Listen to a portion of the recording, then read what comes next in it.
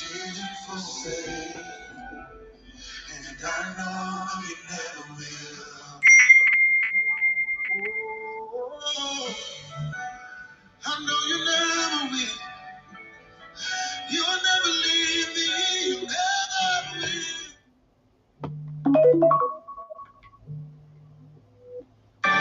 And I trust you, even when I don't see you.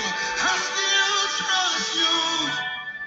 When I don't understand, I'll still lift my hands and worship in the middle of it. Oh, when I should have lost my mind, you showed up right on time. Carried me through the valley, all the way on the other side. And when pain tried to take my joy, that's when I felt you more. Now I've got to testify, God, you kept my heart alive. Oh, yes, you did. I didn't know if I'd survive. I gave up so many times, but you kept my heart alive. When loved ones came and died, you never left my side, and you kept my heart alive.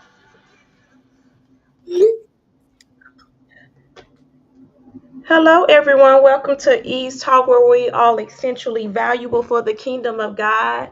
Listen, before I introduce my guest on today, I want to apologize for my 7 o'clock p.m. prayer time. I be trying to remember to not do it on Thursday, so I'm gonna have to take out Thursday. But that's the time I usually pray because I don't want to forget to pray at night. So if I don't go ahead and get my prayer through, then I forget or something. I'll fall asleep. But I'm excited to be here. I've been waiting for this moment for a while. I've been excited. Let me tell you, um, I am super excited to have tonight my friend, a friend of my friend, because I met her through a friend, Heather James Miller, Amazon bestseller, um, born in adultery. Like I listen, listen. I love this book. I really really love this book. It was so much in here. Like I was fully invested. It was almost as if I was watching a movie. And I could literally see every detail of her life in this book. And so I want to publicly say that this book was well written, and I loved everything about it, from the beginning to the very end, everything that God did.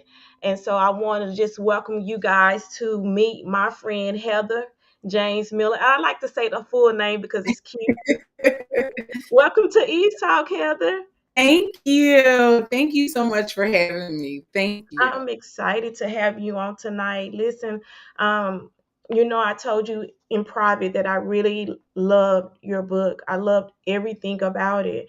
I loved just the beginning, how you introduced us to your life, and how everything came about, the things that you remember. And one of the things that I thought about is that when we endure trauma, it's amazing how we can remember every details of every trauma that we've ever experienced. Like you were very detailed from the very beginning, how your grandmother house looked, how where y'all came from, where your mom would take you to your grandmother's. Like everything was so detailed. And when I thought about it, I was like, I'm the same way. I don't remember people faces. I Mhm. don't remember names, but anything that happened in my life, I totally remember. And so I wanted to tell you thank you for writing this book. Mhm. I believe that it's going to be a blessing to so many people.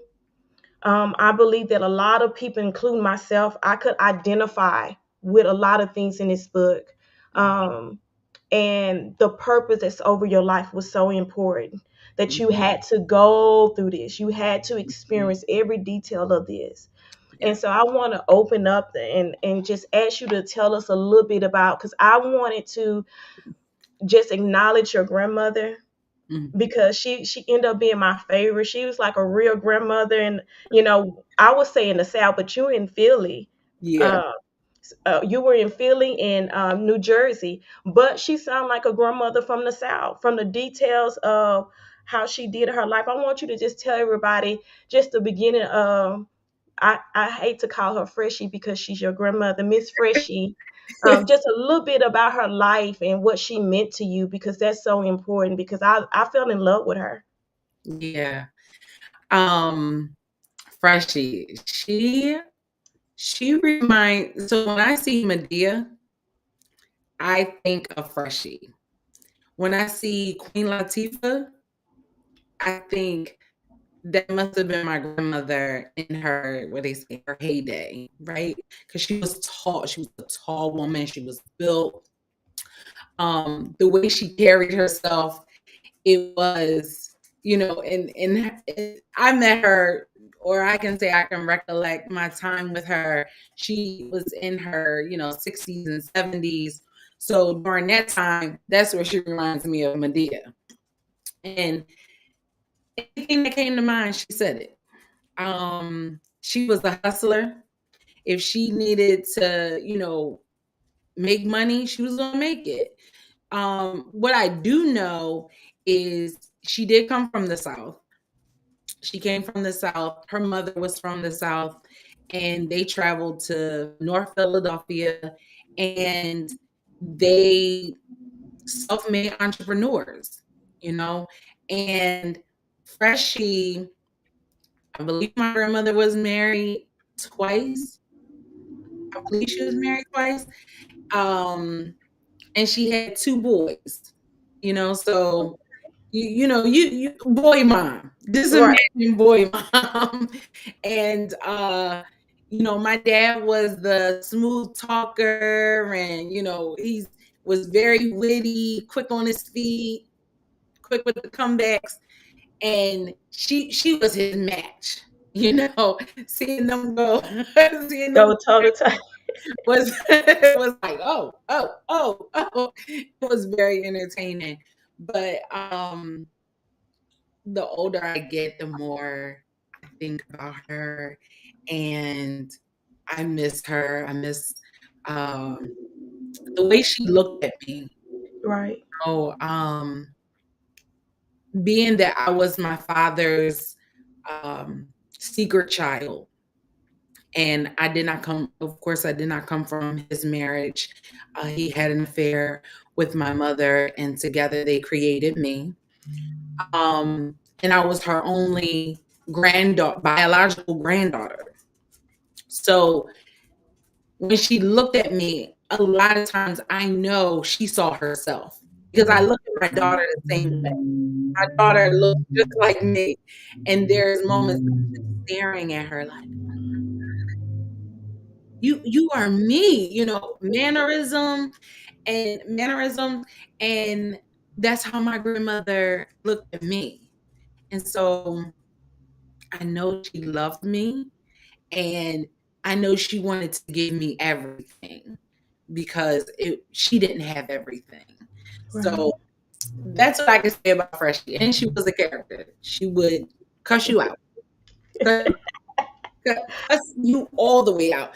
And if it Yeah. was about me, oh, she was coming for you, and had no problem doing it at all. Right. I could tell. Listen, I could tell by reading it. For some reason, I didn't know she was from the South, but that's what it was giving when you were writing. That's what I was saying. Your details and how you wrote about your grandmother was so detailed, to the point I was like, she just sound like she from the South. She sound like she from, way down deep in the South. Just the way how she handled things. I remember when you said she was a hustler, she was almost like doing bootleg, right? Oh yeah. Yeah, bootleg, and the man asked you to go get a beer, and she was like, "No, you don't ask my grand." Like that's that those back in the day, Southern, like, no, I can do wrong, but I'm not gonna allow my granddaughter to do wrong. One of the things that you said a few minutes ago is that she loved you. When I Mm, was reading your book, one of the things that I know, I told you that, growing up, I wasn't around my dad a lot. My dad was, hooked on drugs or whatever, and he had these issues from being in the service. He had PTSD really, really bad. But the way I knew that I was loved was through my grandmother and my auntie. mm, And so it didn't dawn on me until after the fact that that was God's way of showing me that I was loved from the very beginning. yeah. Even though I felt rejected and abandoned by my dad, Hmm. um, I knew that I was loved by how my grandmother and my auntie cared for me. Hmm. Like, I knew on my dad's side I was loved, and Mm. I to this very day I'm still loved. Can you think of some moments that now that you come through this phase of your life with your grandmother, that those moments, that you knew without a shadow of a doubt that even though your dad could not express it, your grandmother had a way of showing both of their love? Because I just felt like when I was reading your book, it was almost as if your grandmother was giving you layers of love for the both of them. Yes, yes. Even with she would I believe it was Easter. My mom and I are in this debate whether it was Easter or Mother's Day. She did not buy me a dress for every Mother's Day. My mom swears by it, but she bought me a dress. And then let me tell you something. In North Philadelphia, back in the 80s, there would be these Hispanic shops with these dresses. Okay, these dresses look like they belonged on porcelain dolls, Right, and they would be, behind this plastic. And I mean, I'm talking ruffles for days. And when she would take me to go get my dress, and she would look, and she would just that one. I want that. Never looked at the price. It was like I want my granddaughter to have that dress. And here's the thing, we know our parents love us, right? right, Some of them don't know how to show it, but we know deep down inside they love us. When it comes from a grandparent, it's just something different about it. right, The unconditional love that comes from a grandparent is just different. The way she would hold me when I slept in her bed, when I would stay there in the summers, and the way she would get up and make me breakfast every day, and always ask me, "What you want to eat?" You know, to me, it was in those details. There was nothing she did not want me to have. And it wasn't about spoiling, because trust and believe, if Mr. Softy went by earlier and I got one and I said, "Oh, I want another one," no, no, no. So it wasn't about spoiling. Because if I wanted a toy that was too expensive, or she felt I didn't need it, I wasn't getting it. right, But it was in the things that for me, um, again, when she would pick out a dress for me, or when we were in the kitchen and we were cooking and making cakes and bottling up liquor. Um, she was teaching me. She was right. literally teaching me. No, no, no. We had the funnel over the bottle. I pour it like this, and I tighten it up real tight, and she would put the bottles and the boiling water. I think that was the mason jars she would put in the boiling water. But it was in how she was teaching me, to do things. Were they right? No, everything wasn't right, but she was teaching me, and I believe that love comes through teaching. Love comes through patience. It's the kindness. Um, it's the um I never felt like I owed her anything. Um, I never felt like I owed her anything. Everything she gave me, it was from her heart. And she right, had nothing in return. right. Nothing in return. Wow. That's that's how I felt. And she was torn. She didn't have a great relationship with my father's wife, but she had a relationship with her son. Right. And I think there were definitely days that she wanted to be like, let me tell this woman off. And let me Right. tell her, my son got a daughter. I'm certain she had those days, but because of her love for my father, she never wanted to cross that boundary. And I Yeah. knew, maybe I won't see my granddaughter, so I'm gonna tread lightly. Cause she wasn't messy, like I'm gonna keep this secret, yeah, keep doing what you're doing. It wasn't like that. And her and my mother had a relationship. I believe my mother was a daughter to her, that she wanted. Right. My mom, she has a very big heart, and she's very kind, and she's a sweetheart. So when you are used to, and here's something my brother told me, was it my brother, or was it actually, it was my father's adopted daughter. She told me that they would have parties. My grandmother would have parties in the house, and she said, be a lot of parties going on, and your grandmother would charge people to come to these different parties. um I don't know, it's a different type of lifestyle that my grandmother was in. And so Right. here you have this person with a heart of gold, and they're not out to get over on you, and they're not Mhm. mean, and they're not bitter. They have a pure heart. It's like, what do you need? Come on. Mhm. You know, my grandmother watched me while my mom went to work, the Right. first couple of years of my life. So I saw the love there too. So, Yeah. When I was reading your book, um, the first time that you experienced the hidden part of, knowing that you was hidden was when your grandmother told you to go over to the neighbor's house. mhm, Um, and to stay over there. And you looking out on the porch, you see, this car pull up and realize that it's your dad and his family. In that moment, and you felt broken because there was a woman that you held at a high regards over your life, and mhm, to see that she kind of told a tale to you to get you mhm, over to the neighbor's house so that you wouldn't be hurt and that your father situation wouldn't become messy, as you said, mhm, that she wasn't a messy person, so she was trying to satisfy two people at the same time is what I was trying to that's what I was reading. Like, she didn't want to break her granddaughter's heart, but then she didn't want to mess up your father's home. mhm, But she did her best to handle that situation. Um as best she could. And in that moment, that was the first time you really realized everything that your mom had been trying to tell you about why you couldn't spend time with your dad, this, that, and the other.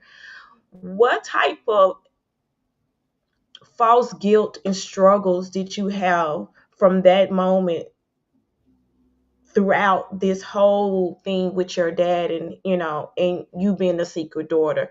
What was that false guilt like? What were some things that, of course, the pain, the abandonment, the rejection put in your in your mind about mhm. your circumstances? So that situation I kept to myself. I didn't tell my mom about that until probably, I think I was in my 20s, late 20s. Um, I had brought it up to my mom. And, when we go through things, sometimes they feel traumatic to us. We bury it, Right. because to me, it was, why are you sending me over here? And I could tell from the look in her face, I could tell she didn't want me to go, right? I could feel that there was something off. I felt like there was something about to happen. And then it was raining on top of that. So when I went over to Miss Janie's house, And I'm just looking, and it was my father's wife that got out the car, and she went to my grandmother's house. And let me just say, my mom told me at a very early age that my father had another family. I always knew. It wasn't a surprise one day. My mom gradually told me more and more and more as I got older, but I always knew that my father had a wife and he had another child, two other children. I always knew. So I I felt like, grandma, like, why? What's going on? Like, why is this happening? And when I got back to the house, she hugged me. We hugged in like right in the corridor uh of her home. And in that moment, it was, I did something wrong. You know, Mm. you ever do something wrong and you hug somebody like, I didn't do it right, but I I think she didn't know what to do but to hug me. Right. So it hurt. It hurt. And I put it all together.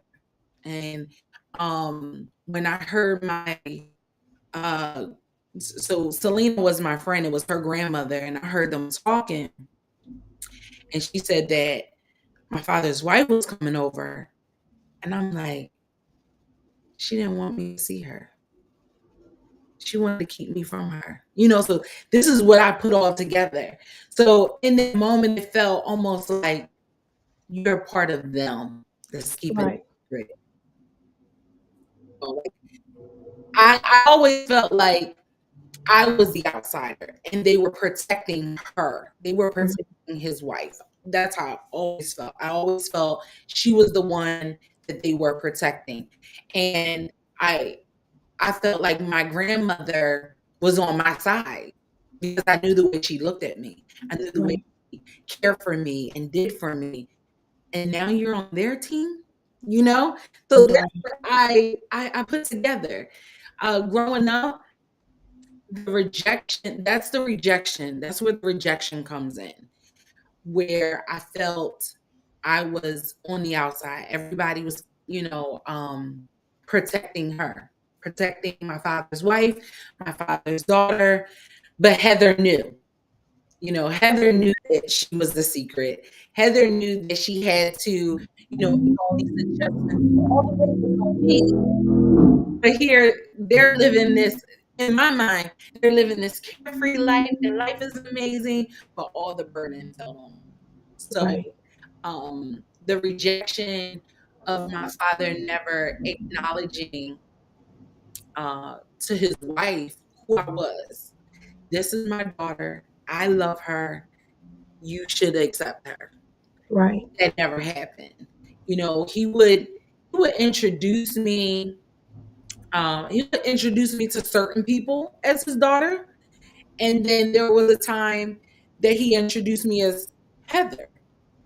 Well, and we were on a base in Jersey, Fort Dix, and my father was in the military, so a lot of times we went shopping and getting food and clothes.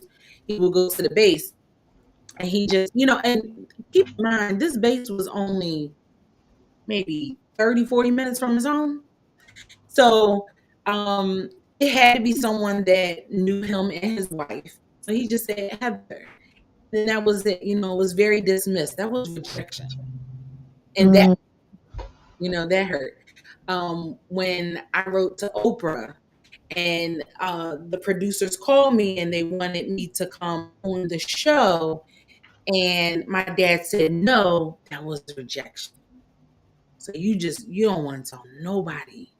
You really don't want your wife and daughter to know who I am. That rejection is the part that hurt. So Right. I felt comfortable around rejection. So Mm. friendships and relationships that I forged, it didn't feel comfortable if they weren't rejecting me. Mm. People that were real clingy and or liked me a whole lot Right. backed up. Like, why? Right. Almost like, why do you like me? Right. Why would you like me? you know? Because if my father doesn't want to tell his family about me, you know, Right, I felt like I wasn't good enough because of what I knew about his adopted daughter. I knew right, the Ivy League school. She was fair skinned. She had long hair. You know, so again, in our, in the African American community, back then, fair skin was better than brown skin.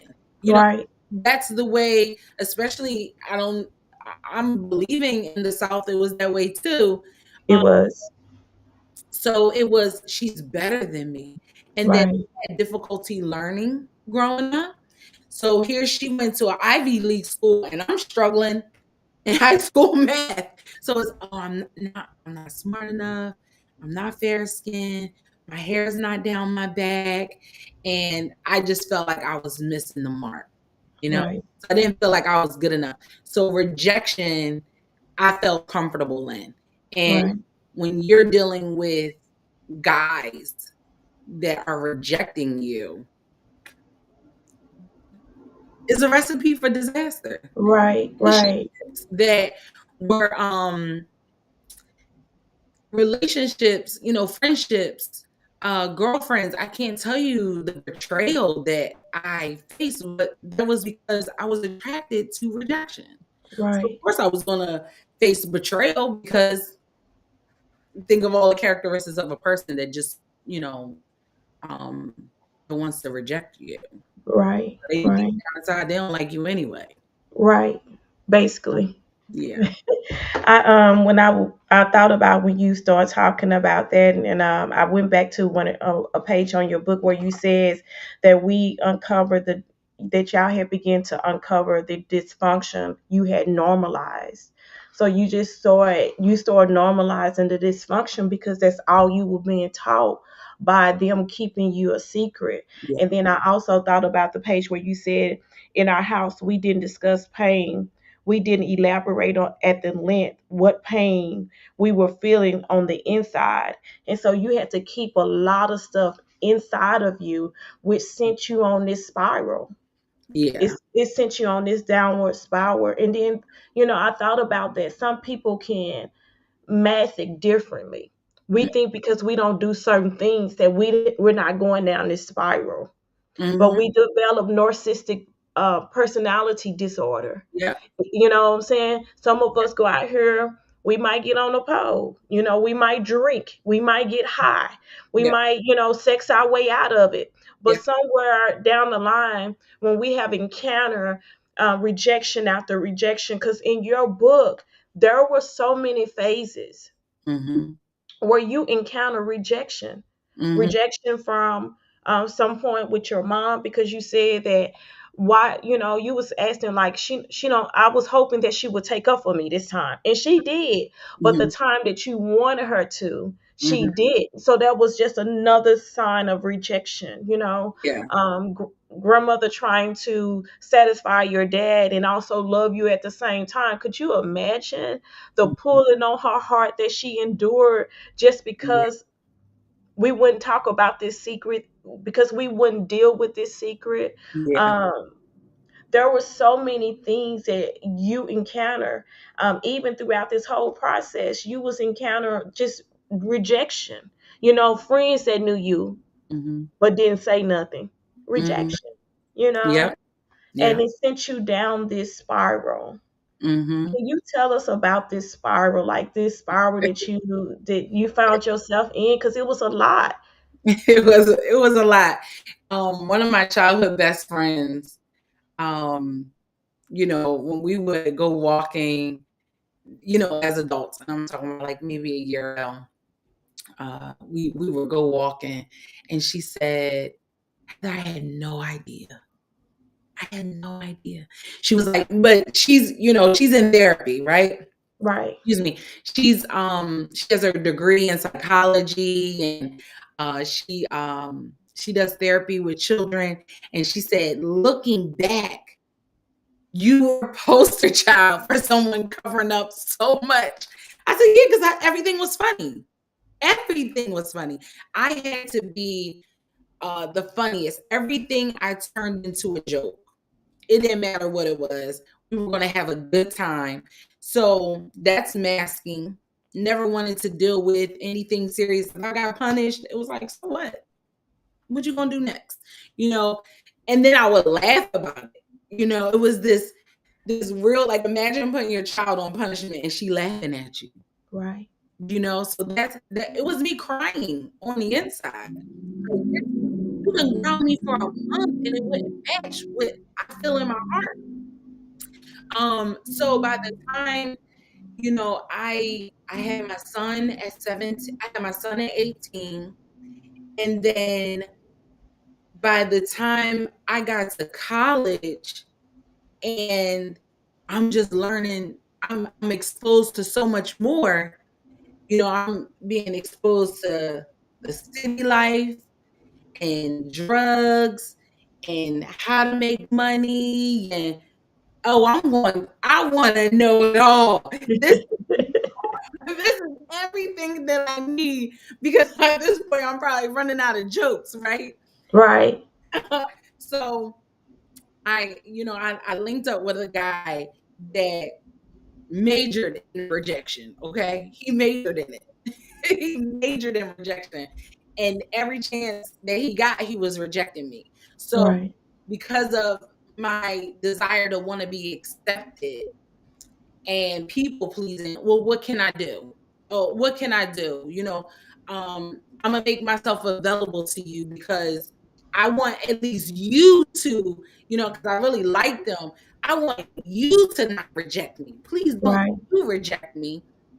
So we did everything from, I was stripping in clubs and so naive.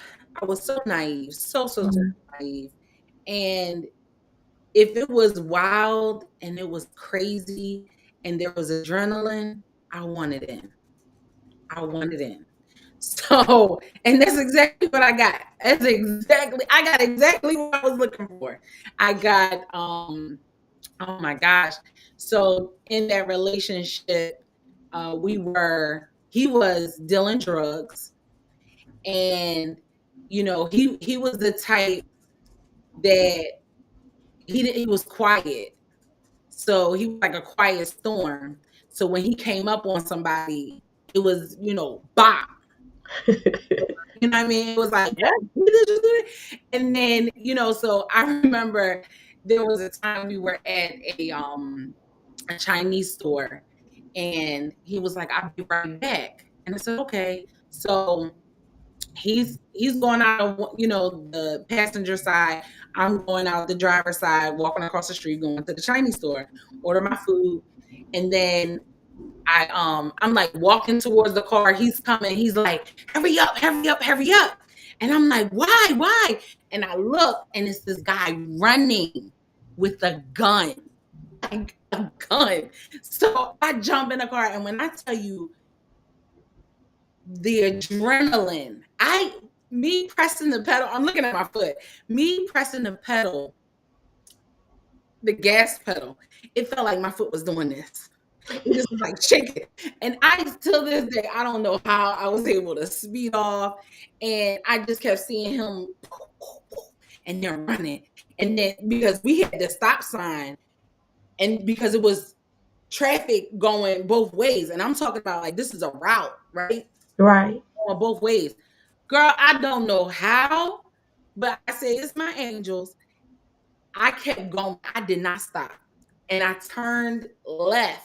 So I crossed one lane, merged into another lane, and just sped out. That was nothing but God. Because Yes. it's nothing but tractor trailers coming back and forth. So it was adrenaline. And then we hide and low for days, you know, Right. till the dust settles, and then he got in trouble. And I was at a house at my mother's house that I was living in. She had a rental property, and I was living in it, and he was living there too.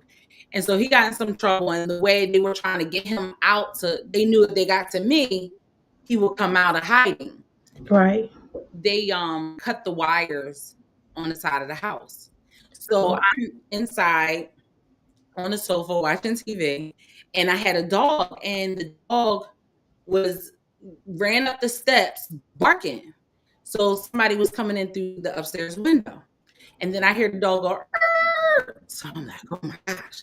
I grab a gun that was underneath the seat cushion, and I'm like, oh my God, I gotta get out of here. So I go to the front door. I'm met with another gun in my face. And you talking about everybody's different. Right. This is not a life that I knew or I was ready. You know, how people say, "Oh, I'm ready." You know, I'm Right. Right. about it. I wasn't. I'm like, and I froze. The guy on the other end, he froze. And so it happened to be a neighbor that I knew from when I was very little. She comes over and she's like, "Hey," and he took off. They went on the side of the house and they jumped into a car in the back alley, which was behind the house, and it sped off. And she called 911. And when I called the cops was like, "Oh, well, where's your boyfriend at?" What? You're not going to so it was like, you know what? Let me get up on out of here. Yeah. This is not for me. This is not for me. So that was like the end.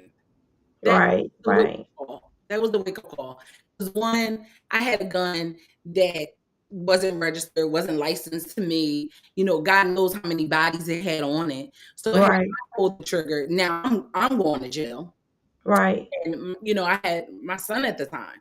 So Right. now he would have been without a mother. If the guy on the other end, if he was experienced, you know, maybe if him and the guy that was upstairs in the window, you know, if they traded places, who knows? I may not have been here today to tell the story, but Right. I know my angels. Listen, I wore them out. You hear me? I wore Yeah. my angels out in my 20s. I wore Baby. them from probably like 16, 17 to about 25. I wore them out. Baby, they were watching over you. Yes. So Watching over you. that was the spiral. That was the spiral. And you know, when I was dancing in the club, I wanted my friends to come with me. They're like, Heather, you just crazy. Look at where we at. It's not, you know, listen, we wasn't in like, you know, down at the beach and those exotic. No, I was in the hood bars, okay?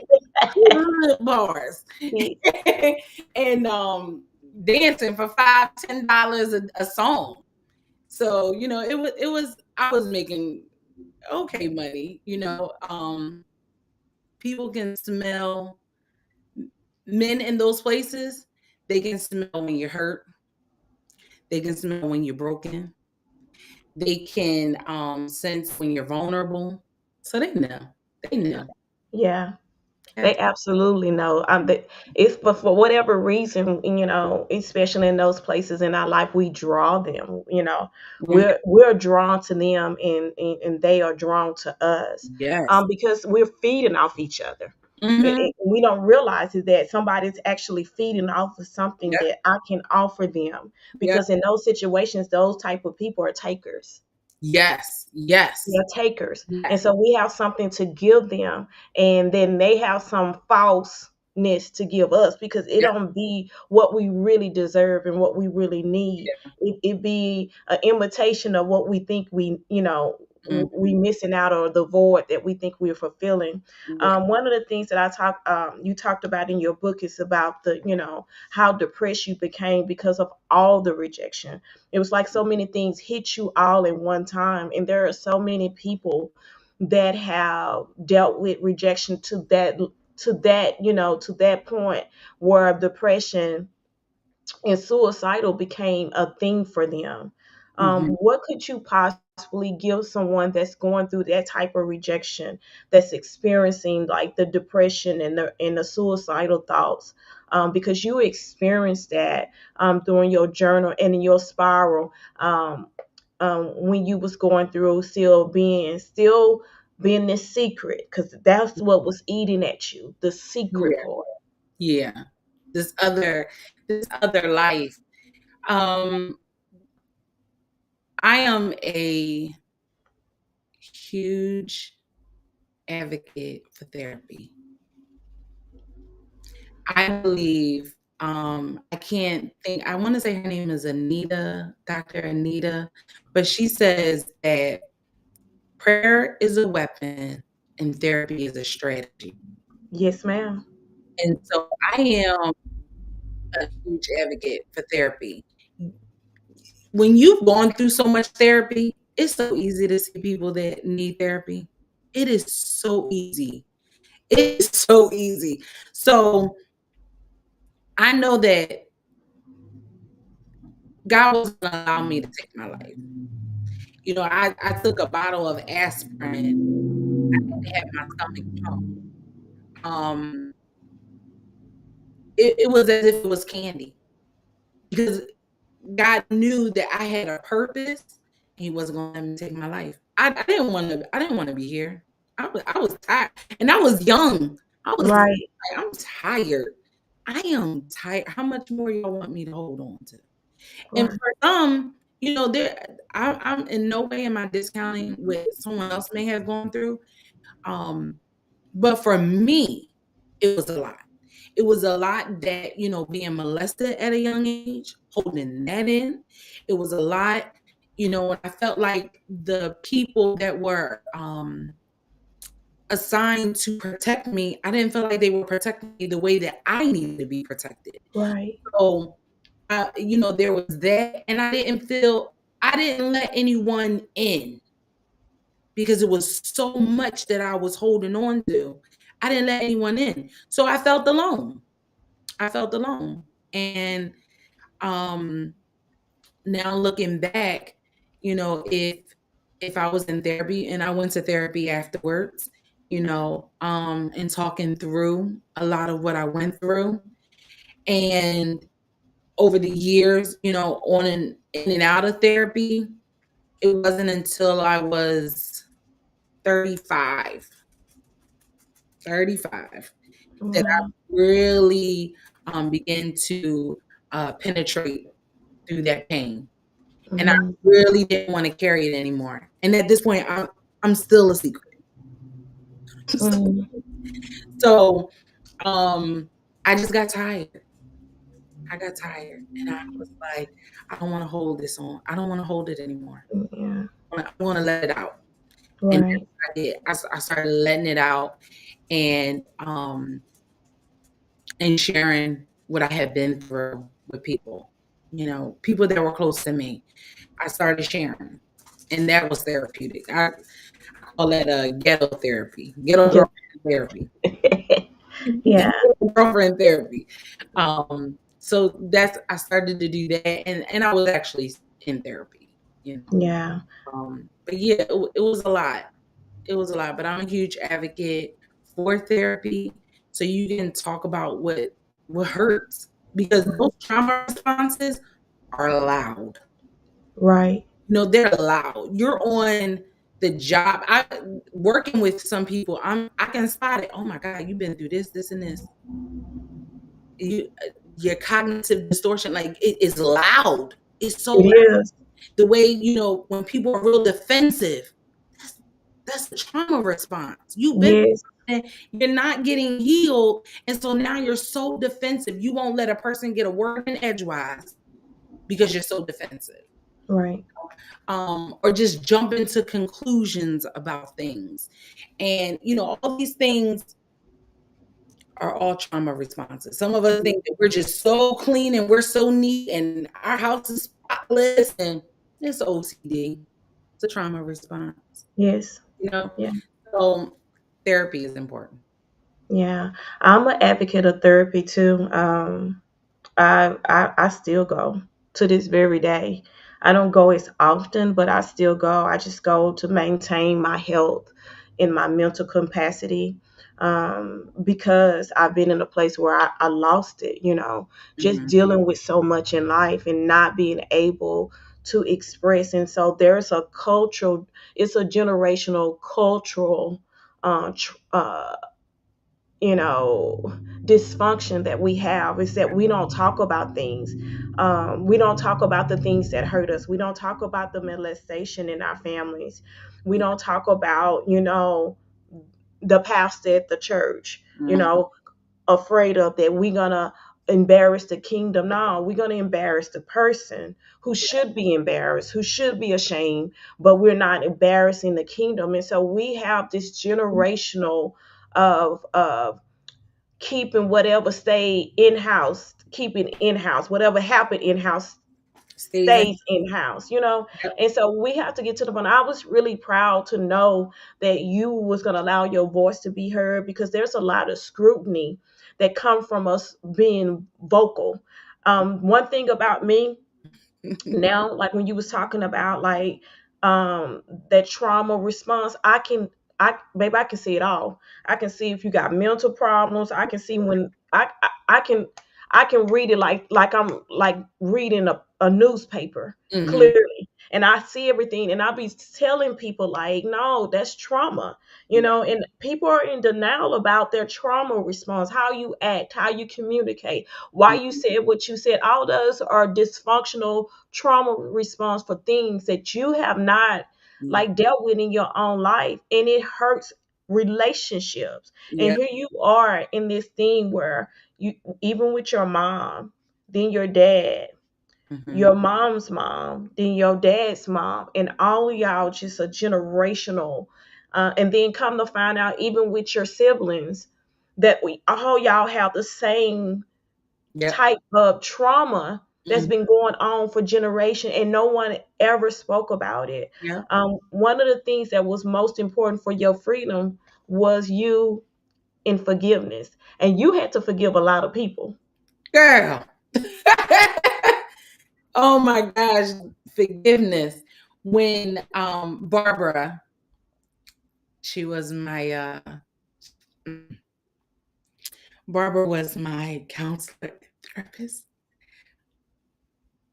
This white woman, um, who you know when your mind made up, nope, this is not, I don't know who you are. I'm not giving you what you want. That was my attitude on her sofa from day one. Okay.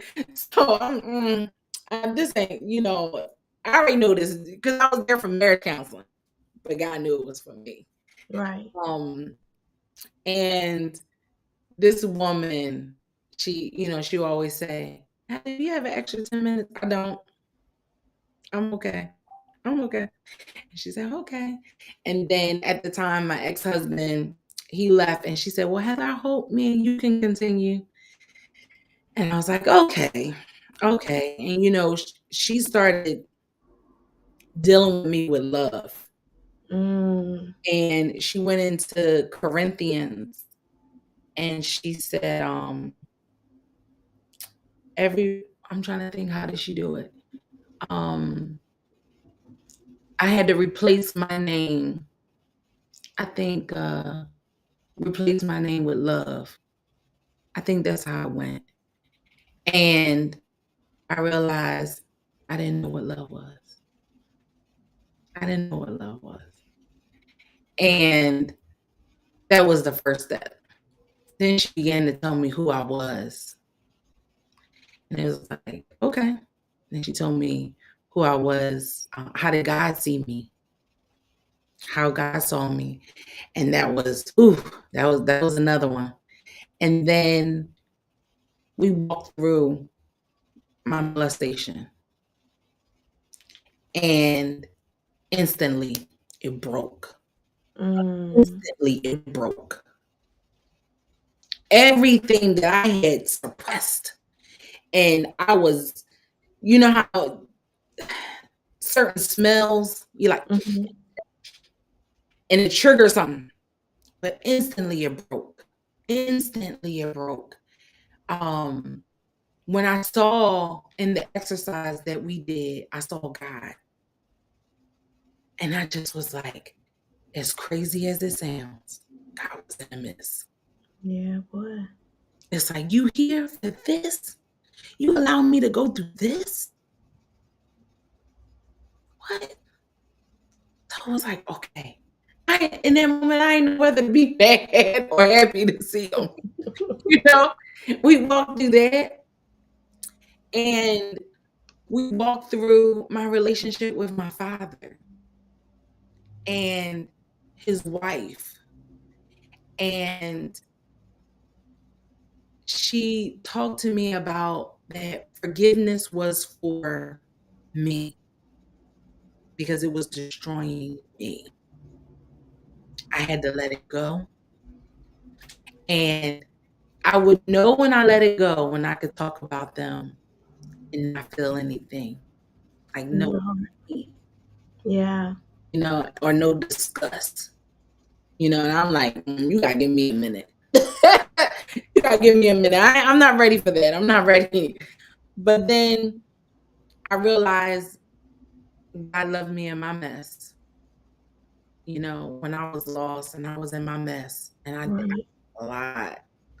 I did a lot. I hurt a lot of people. And that's what it was. You hurt people too. You Right. hurt people, right?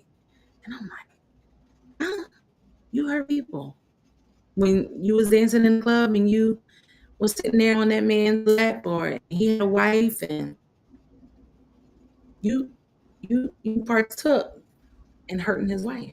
No, that ain't on me. That's on him. But I knew there was one guy. I knew he had a wife, but he just kept coming back. I never got involved with him because I I knew that was something I never wanted to touch. You know what I'm Right. saying? Never wanted to touch. But I would take his money all day long. Um, but I still I hurt. I hurt people. I let them on and they want to get me. Because again, they were when I was dancing, they wanted something from me. And I made it like, oh yeah, you can have me, but I wasn't giving you me. I Right. wanted your money. So I've hurt people. I've hurt a lot of people. I deceived a lot of people. And I wanted God to forgive me. So if I wanted God to forgive me, how can I not forgive those that hurt me? Right. You know? So that's the forgiveness that I live with. And that's when I knew I would never turn back to that old girl. Right. Right. Once you start forgiving and you that forgiveness sit in, you don't look back. You don't look back. Listen, I have thoroughly enjoyed your book. It's so much in here that we cannot cover within an hour. Yeah. One of the things that I heard as you was talking about forgiveness and in alignment with your book, what I heard was because I read your book, I realized that God did not change your circumstances. He didn't change your circumstances, but He changed you.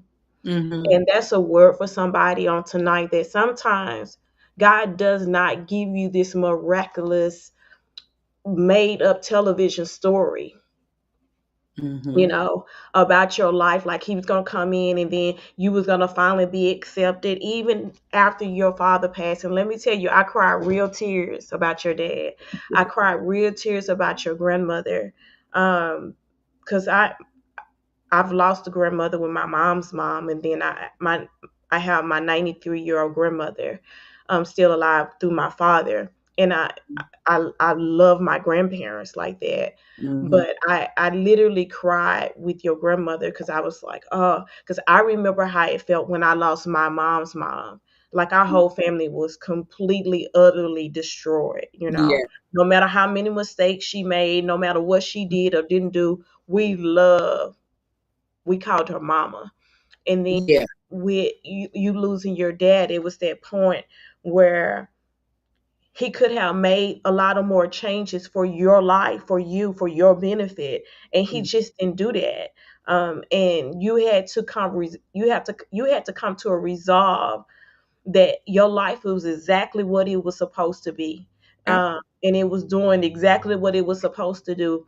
Not so much for your father and his wife and your siblings or your mom or your grandma, but for you, because God did not change your situation, but He No. completely changed you. I was reading and I was seeing how God started changing you. You said that your counselor, your therapist walked you through your own life. But then I started seeing where your change of talk changed in your own book, where you start taking those self-deprecating thoughts and you start putting them with the thoughts of God. Like Yeah. God started literally taking your life and transforming it before your eyes, and you were still experiencing trauma after trauma. Yeah. Your dad passed away.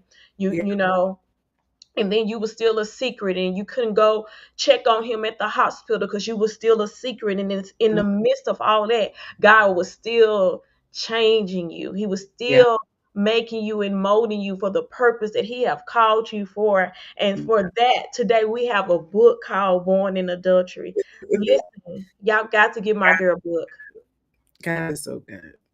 Y'all got to give my, like, you gotta, you straight got to go get this book. Because I'm pretty sure that you're gonna see some things that you can kind of you could feel. Like I was like in a movie theater.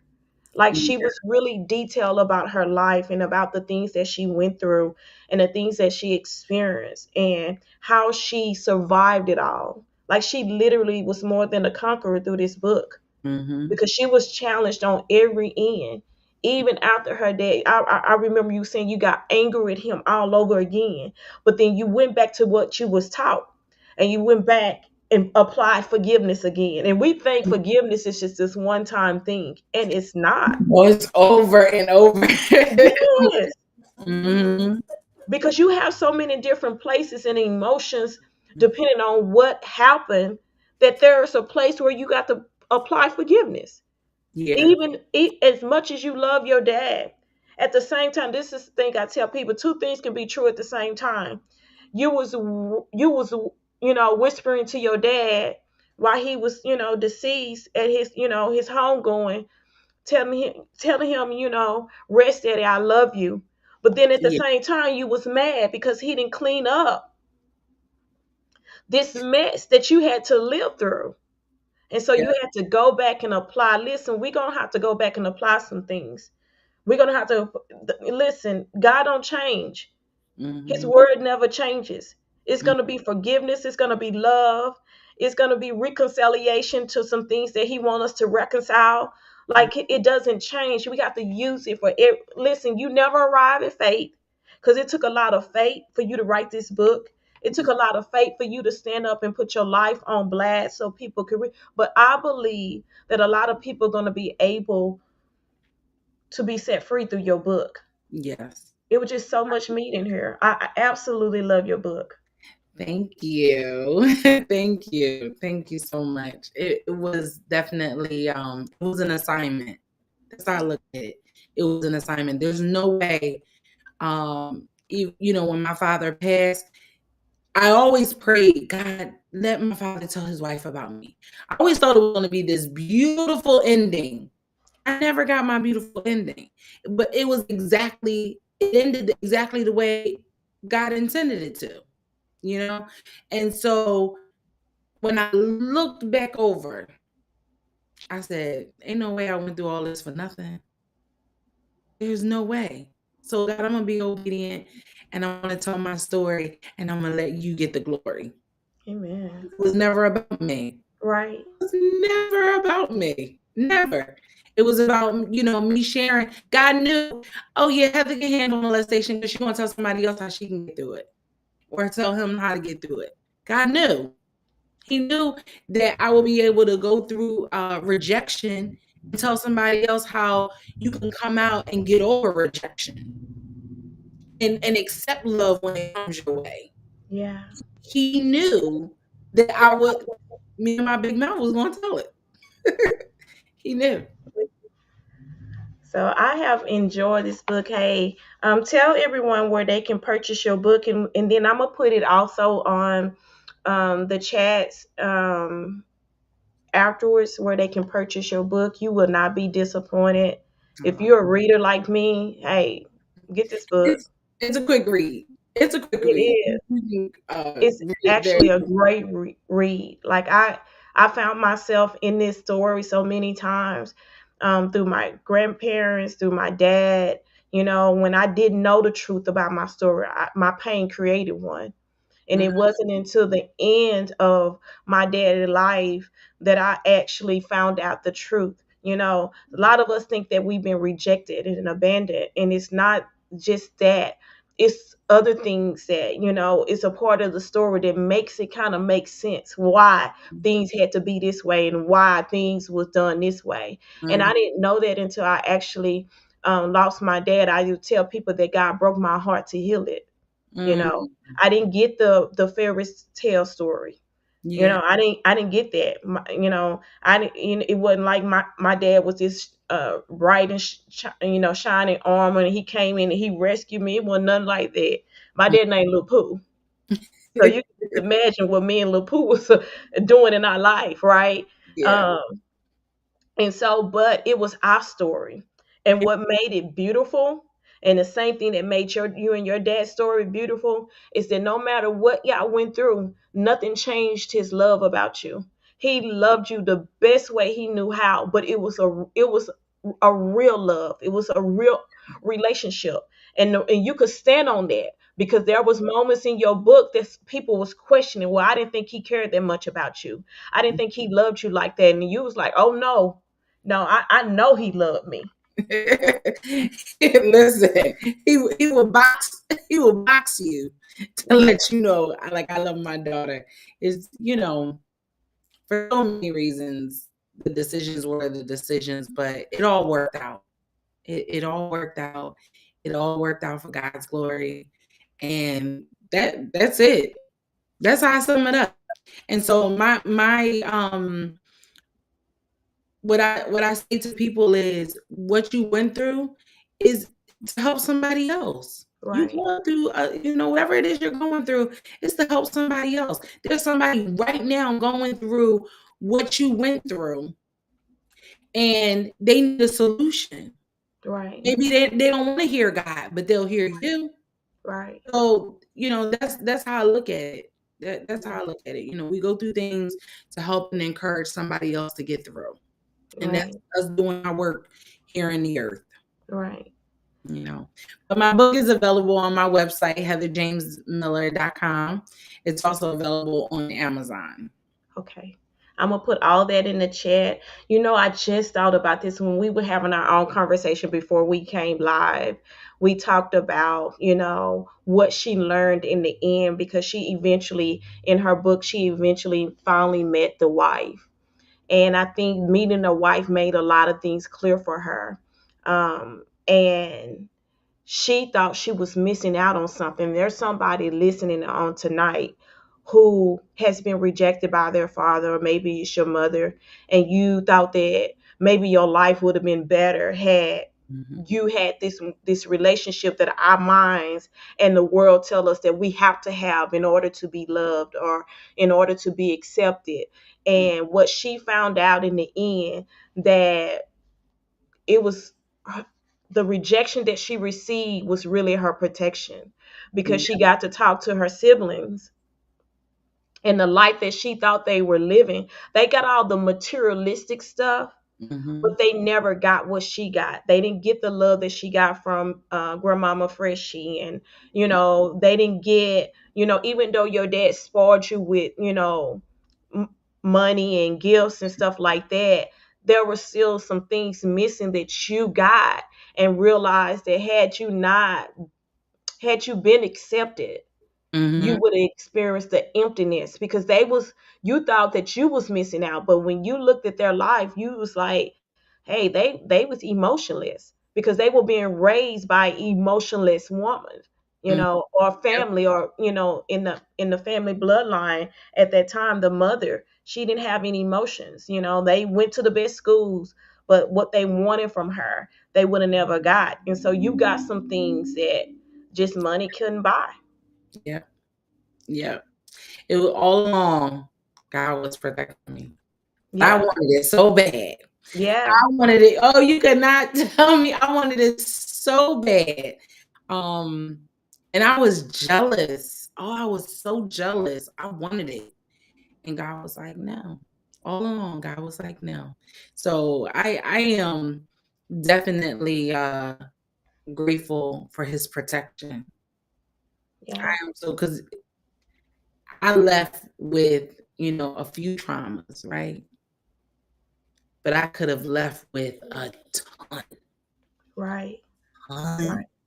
you know? So I'm grateful. I'm grateful. I am definitely grateful. Listen, thank you so much for coming on and Thank accepting you my for having me. invitation. Thank you for I I having have enjoyed myself with you. I have enjoyed this book. Hopefully, it won't be your last time coming on to the East Talk podcast. me. Um, I'm grateful for your story. I'm grateful for what I read in your book. We had so many things that I could have just identified with on so many different levels, and so I thank you for being obedient to God. One of my best authors, she write poems, and she had been molested. And in the beginning of her book, she says this. She says, "My heart woke me up crying, saying, 'Write the book.'" And I believe that's what you did in here. Your heart woke you up crying, and God said, "Write the book." And I'm so grateful that I have an opportunity to read and to experience what God did in your life. And if He can do it in your life, He can do it in others. Thank you so much for Yeah. coming on tonight. We have some people, some family saying, "Hey, family." Have someone say, "Hey, now that's real. If you don't understand your father's love, you don't know how to receive it from other men. You Mm, deal with wondering what your worth is. I'm so sorry that you experienced this." yeah. Yeah. And then someone else says, well, that was my sissy wrote that. And then my good friend, my sis Lana says, I call her White Shadow, like Regina, my other friend. But anyway, she said God's ending is way more beautiful, rewarding, and remarkable. I It believe is. that. I Abs- believe that. Yeah. It so is. And now I encourage other people to tell their story. And the number one thing is people say, well, what, and that's me telling my family business. No, that's your business. It's not about anybody else, but you have peace with. Don't go tell them you don't have peace. Let me Right, put it there. Because you can tell when somebody is still bitter. You can still tell when somebody's still hurt. So heal from what hurt you first. And then you write about it. And it will help somebody else. It will help right, somebody else. right. So, I'm a believer that, again, it's not about us. We're just being used. God Yeah, is using us, to help so many other people. right. And I just encourage other people to tell, their story so they can help somebody else. It's not about being messy. Did my book hurt some people's feelings? Absolutely. Were there people offended? Absolutely. But I couldn't worry about that because the amount of people that I helped, if I'm helping more and I hurt less, it's not it. If it ain't about me, you know it ain't about you. Right. Right? So, um, the amount of people that read my book and went to therapy, the amount of people that read my book and reached back out to God, gave God another yes. Right. It wasn't about me. And it's Right. not about the people that were offended by my book, you know? So that's how I look at it at the end of the day.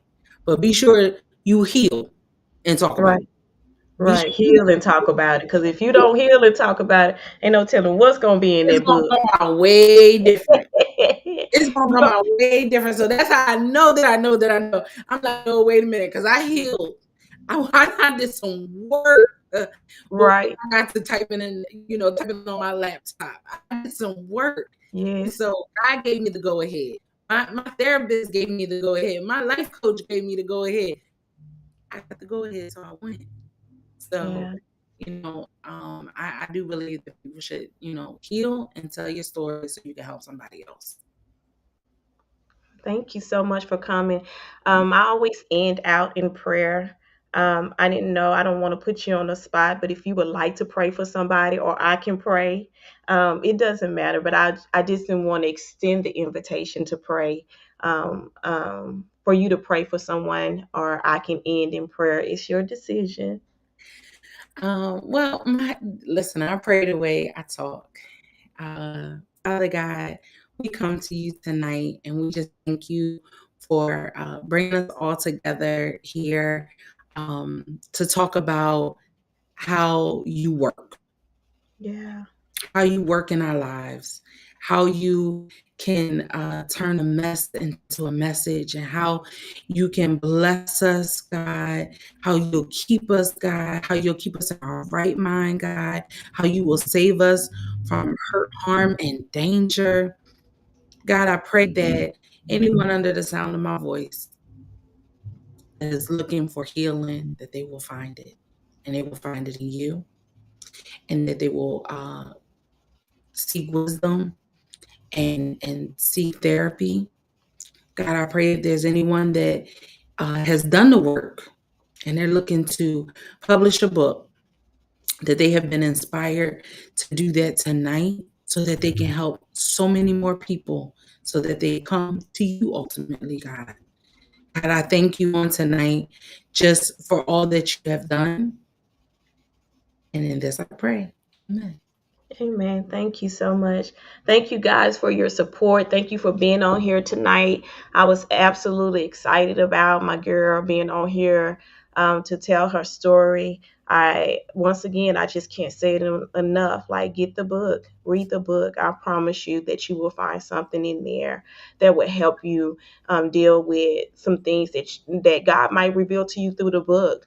A lot of us are still dealing with a lot of trauma, a lot of depression, and maybe suicidal thoughts and those type of things. And I pray that something was said to encourage you on tonight, something that was said to give you the hope that you need for tomorrow. We know that all glory belongs to God. He purposed this is not just an accident. This is a divine arrangement. God has spoken. He's still speaking, and he will continue to speak to us. He loves us. He want to perfect those things which concerns our life. We trust him.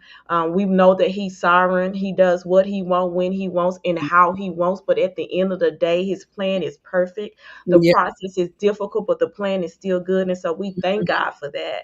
Yeah. We thank God for my sister. I pray over her life, over her family life. I pray that God will continue to perfect those things which concern her life.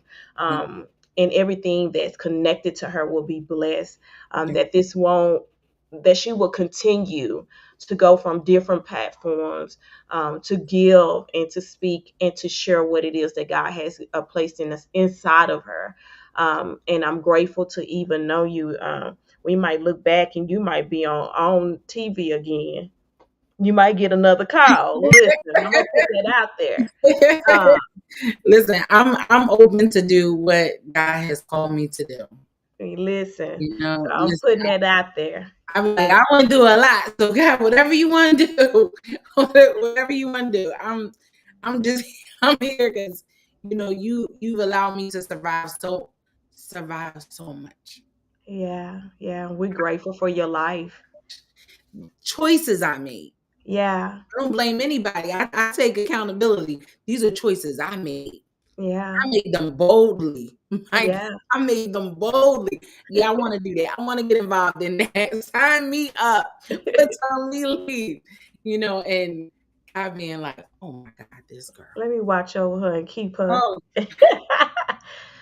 But that's all we have on tonight. I tell you to be wise, have understanding, create your own boldness, and seek your own change. That's all we have for tonight. I will see you guys next Thursday. I see you every first, second, third Thursday of each month. And I'll see you guys next week. I love you. Thank you. Continue to be in prayer for each other because we need it in this world today. And I pray something was said to encourage you. I love you guys and thank you for your support. Good Thank night. you. Good night. And I'm gonna cut off in with